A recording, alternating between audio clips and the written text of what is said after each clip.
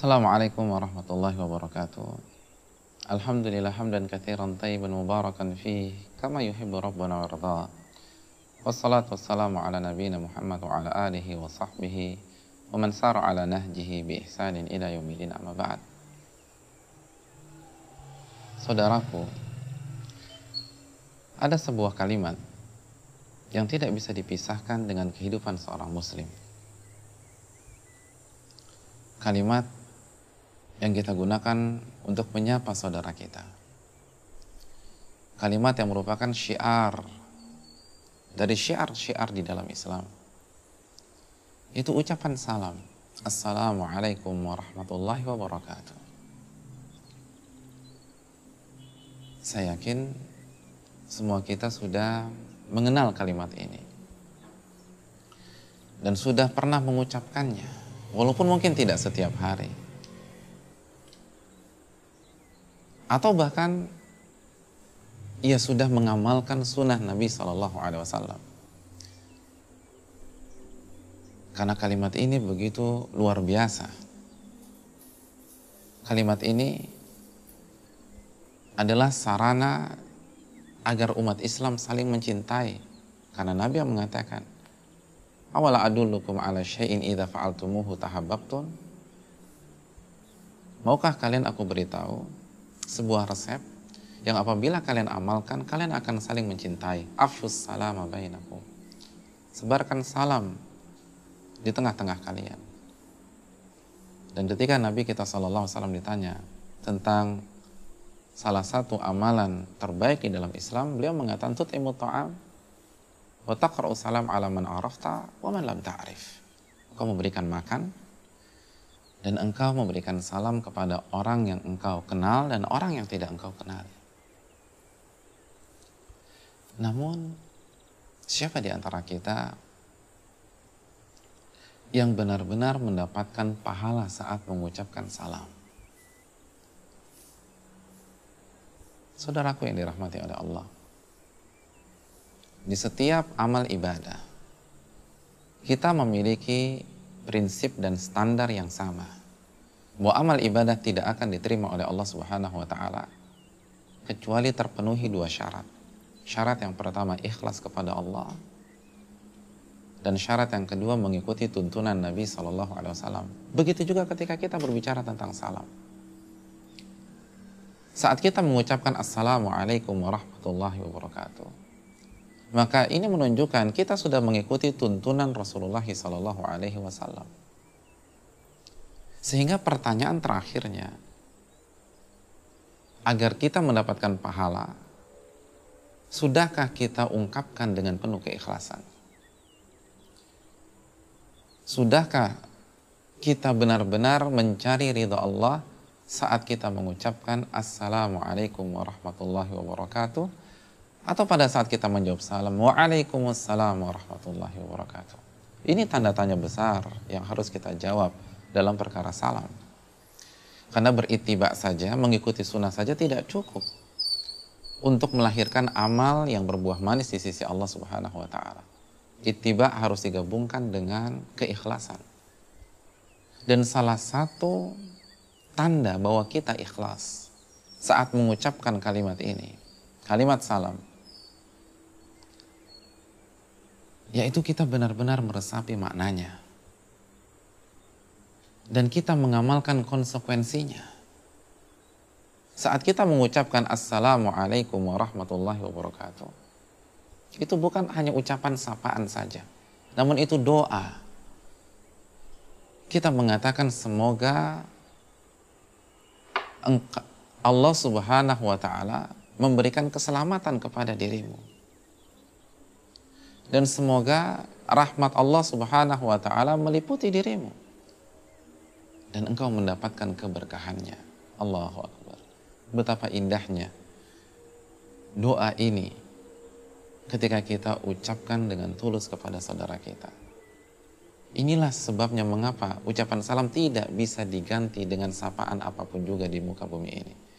Karena berbeda dengan selamat pagi, berbeda dengan selamat sore, atau ucapan-ucapan yang lain. Karena pada saat itu kita mendoakan agar saudara kita selamat. agar saudara kita mendapatkan rahmat, dan agar saudara kita mendapatkan keberkahan. Ibnul Qayyim mengatakan berkah adalah ketika kita mendapatkan kebaikan yang banyak dan langgeng, bukan hanya 1-2 detik. Jadi pada saat kita mengucapkan Assalamualaikum warahmatullah, kita berharap orang tersebut dijaga dan diselamatkan oleh Allah, baik di dunia maupun di akhirat. Dan dia mendapatkan rahmat Allah. Dan ia mendapatkan kebaikan demi kebaikan dalam waktu yang sangat lama. Sudahkah itu meresap di dalam hati kita ketika kita mengucapkan Assalamualaikum? Atau hanya sekedar formalitas saja? Hanya sekedar budaya saja? Hanya sekedar kebiasaan saja? Hadirin sekalian, ketika kita mengucapkan Assalamualaikum warahmatullah, maka kita harus menjaga saudara kita. Karena kita baru saja mendoakan dia agar selamat di dunia dan akhirat. Maka kita punya kita punya tanggung jawab untuk menjaga keselamatannya. Yang pertama tentu saja, keselamatan akhiratnya. Ketika kita melihat dia melakukan kemungkaran, melakukan kemaksiatan, atau melakukan kebid'ahan atau kesyirikan, sudahkah kita memiliki pemikiran saya harus menyelamatkan dia dari siksa api neraka? Bagaimana cara saya menasehati dia? Bagaimana agar dia selamat? Dan bagaimana agar dia meninggalkan kesalahan dan kemungkarannya? Ini yang harus ada di benak kita, harus ada dalam hati kita. Bukan kita biarkan saja dia tenggelam di dalam kemaksiatan. Bukankah baru saja Anda mengatakan Assalamualaikum warahmatullahi wabarakatuh? Kita ingin dia selamat di dunia dan di akhirat. Maka konsekuensinya kita harus berusaha mendakwahinya. Kita harus berusaha mengingatkannya. Kita harus berusaha menyampaikan kebenaran, tentu saja dengan syarat-syarat amar ma'ruf nahi mungkar. Dan setidaknya ada tidak pemikiran itu di dalam benak kita dan meresap di dalam hati kita. Lalu selanjutnya, kita harus menjaga hak-hak dan kehormatannya. Paling tidak dari lisan kita, dari pikiran kotor kita, dari buruk sangka kita. Ketika kita mengucapkan Assalamualaikum warahmatullahi wabarakatuh, maka kita tidak boleh mencacinya. Kita tidak boleh memakinya. Kita tidak boleh buruk sangka kepada dia. Kecuali ada bukti dan ada dalil. Dan ini dijelaskan oleh para ulama. Kita tidak boleh menggibahinya. Kita tidak boleh memfitnahnya. Kita tidak boleh mengolok-olok dirinya. Kita tidak boleh menyudutkannya.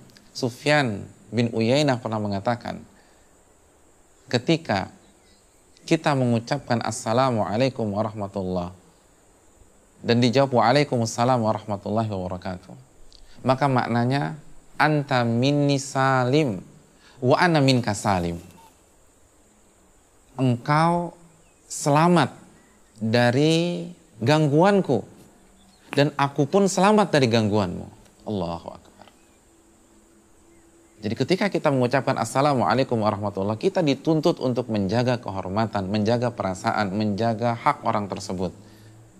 Karena kita baru saja mendoakan keselamatan, rahmat Allah dan kebaikan untuk dia. Sungguh hal yang aneh dan lucu. 5 menit yang lalu kita mengucapkan Assalamualaikum warahmatullahi wabarakatuh, lalu saat ini kita olok-olok dia, kita tertawakan, kita gibahi, kita fitnah, kita berburuk sangka. Ini hal yang tidak benar. Berarti ketika Anda mengucapkan Assalamualaikum, Anda tidak tulus dari dalam hati, itu hanya permainan bibir Anda saja. Jangan menjadi orang munafik ketika mengucapkan salam. Kita tahu tanda orang munafik idza haddatsa kadzab. Jika dia berbicara, dia berdusta. Anda baru saja mendoakan agar dia mendapatkan keselamatan di dunia dan di akhirat, mendapatkan kebaikan, mendapatkan rahmat. Lalu saat ini Anda membicarakan dirinya, Anda berburuk sangka kepada dia, Anda celah dia, Anda sakiti perasaannya, Anda zalimi dia, Anda tipu dia. Ini pelajaran bagi kita. Maka orang yang mengucapkan Assalamualaikum warahmatullahi wabarakatuh, Waalaikumsalam warahmatullahi wabarakatuh, dia harus menjaga lisannya di hadapan saudaranya. Dia harus berkata-kata yang lembut untuk saudaranya. Dia harus menginginkan kebaikan untuk saudaranya. Dia harus berkata jujur untuk saudaranya. Ketika ada seorang calon pembeli mendatangi toko kita, maka kita harus jujur dalam menjelaskan. Jangan kita tipu. Bukankah Anda baru saja mengucapkan Waalaikumsalam warahmatullahi wabarakatuh? Jangan menjadi munafik ketika mengatakan syiar Islam yang satu ini. Karena syiar ini sangat agung. Kitalah orang yang pertama dituntut untuk menjaga haknya saat kita mengucapkan Assalamualaikum warahmatullahi wabarakatuh. Ingatlah perkataan Sufyan bin Uyainah, Anta minni salim, wa ana minka salim. Engkau selamat dari gangguanku, engkau selamat dari cacianku, engkau selamat dari ucapan lisanku, dan aku pun selamat dari ucapan lisanmu dan ulahmu. Kita saling menjaga perasaan, menjaga hak, dan menjaga keselamatan di antara kita. Inilah alasannya mengapa Nabi menyatakan bahwa salam akan membuat kita saling mencintai. Bukan salam yang sekedar formalitas, bukan salam yang hanya sekedar pemanis bibir, bukan salam yang basa-basi, namun salam yang keluar dari lubuk hati paling dalam dan pengucapnya berusaha mengamalkan makna dan konsekuensinya. Semoga salam kita semakin berkualitas, semakin ikhlas, semakin tulus, dan bukan seperti lisan orang-orang munafik yang dikatakan oleh Nabi kita SAW, idza haddatsa kadzab. Jika dia berbicara, maka dia berdusta.